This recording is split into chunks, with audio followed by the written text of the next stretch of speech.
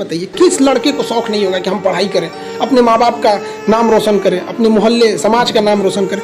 जितनी ज्यादा कामयाबी होती है ना, लोग उतनी ज्यादा गर्व करते हैं। छोटी सी कामयाबी होगी, माँ बाप खुश होंगे। थोड़ा और बड़ा कामयाबी होगा, पूरा मोहल्ला खुश होगा।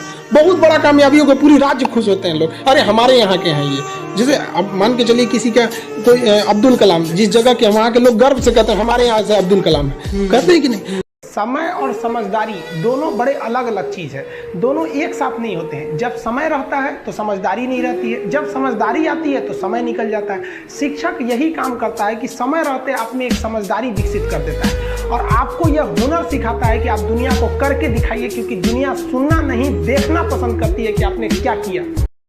सबसे कमजोर विद्यार्थी खोजिएगा जो पढ़ने में बकलोल हो, समझदार को नहीं। समझदार बहुत घमंडी होते हैं, उन सब से दूरी बना के रखिएगा। लॉज में जो आपको सलाह देने आए ना, सबसे पहले साइड होइएगा। बर्बाद और नाकामयाब लोगों की कुछ पहचान है, उन्हें नींद बहुत आती है, भूख ससुरन को बड़ी भयानक रखता है, आराम बहुत खोजेंगे सब। दुनिया का कुछ भी दिखाइए, उनमें उन ससुरों को बुराई दिखेगी ही दिखेगी। जो व्यक्ति आपको कह दिया बुराई करते हो, ऐसे वैसे वो कभी आगे नहीं जा सकते। अब जैसे हमारी अपनी विचारधारा है, ये मेरी अपनी पर्सनल फिलॉसफी है कि इंसान उसी पर गुस्सा करता है जब इंसान को ये पर्सनली फील हो जाए कि आगे वाला मेरा कुछ नहीं बिगाड़ सकता, तो ही उस पर गुस्सा करता है। जब माँ बाप बूढ़े हो जाते हैं ना, तो बच्चा को लग जाता है कि अब कौन सी कली है, झाड़ दे गए निकले यहां से, उल्टा सीधा बोल जाता। ये मेरी पर्सनल विचारधारा है कि लोगों को गुस्सा केवल औकात देख के लगती है। और आप निरंतर मेहनत करते रहिए, दूसरे का देखकर नकल नहीं कीजिए।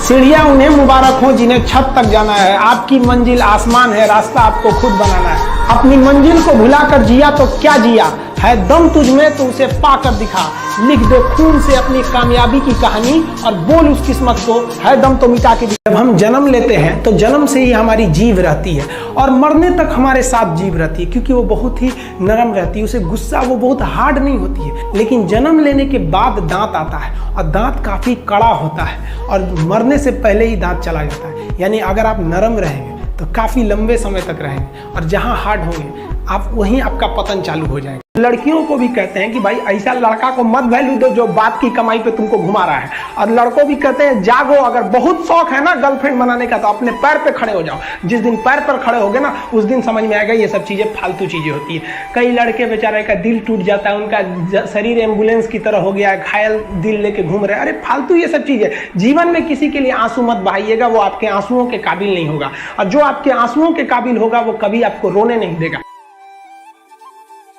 देखिए जिंदगी में आपसे भी कुछ गलतियां होंगी, और गलती किससे होती है? जो काम करता है, मेहनत करने वालों से ही तो गलतियां होती है। निकम्मों की तो पूरी जिंदगी निकल जाती है दूसरों में कमी ढूंढते ढूंढते। देखिए सफलता और असफलता में थोड़ा सा का अंतर है। सफलता आपका परिचय दुनिया के सामने कराएगी और असफलता दुनिया का परिचय आपसे करा देगी। इसलिए सफल जरूर रहिए।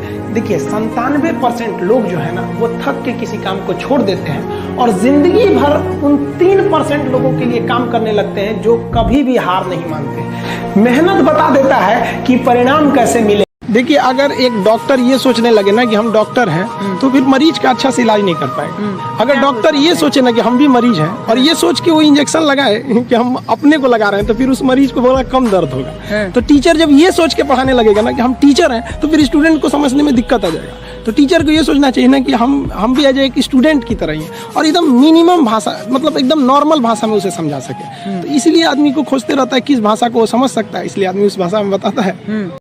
प्यार करने से पहले अंजाम देख लो, यकीन ना आए तो गजनी और तेरे नाम देख लो। क्या जरूरत है भैया पिटाने की? इतना मेहनत से भगवान ने ब्रेन दिया। आप लोग जीवन भर मेहनत कर करके इसमें डाउनलोड करते रहते हैं, कभी फिजिक्स, बायोलॉजी, केमिस्ट्री। कोनो लड़की के चक्कर में फरवा के चलेंगे, क्या हो गया फिर फरवा के चले, किसी को दिक्कत है। रही बात रिजल्ट की, तो एक बात आपको बताते हैं, रिजल्ट जब भी होगा तो वो आपके पढ़ने से होगा।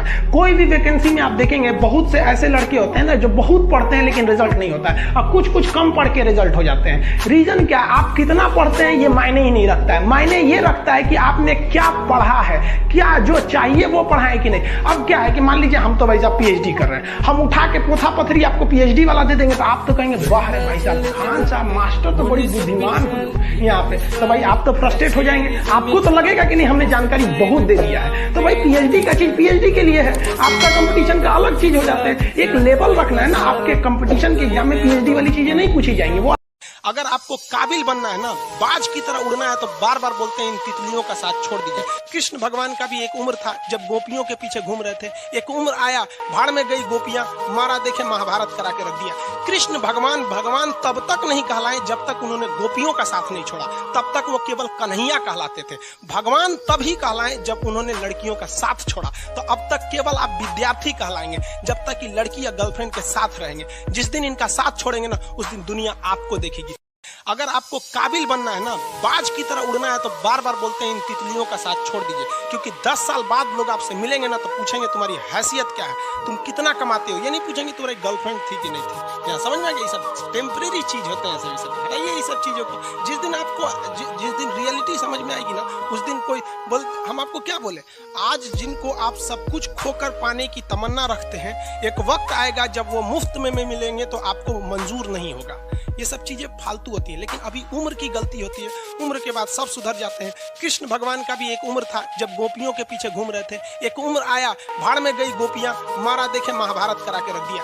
कृष्ण भगवान भगवान तब तक नहीं कहलाए जब तक उन्होंने गोपियों का साथ नहीं छोड़ा, तब तक वो केवल कन्हैया कहलाते थे। भगवान तभी कहलाए जब उन्होंने लड़कियों का साथ छोड़ा। तो अब तक केवल आप विद्यार्थी कहलाएंगे जब तक कि लड़की या गर्लफ्रेंड के साथ रहेंगे। जिस दिन इनका साथ छोड़ेंगे ना, उस दिन दुनिया आपको देखेगी।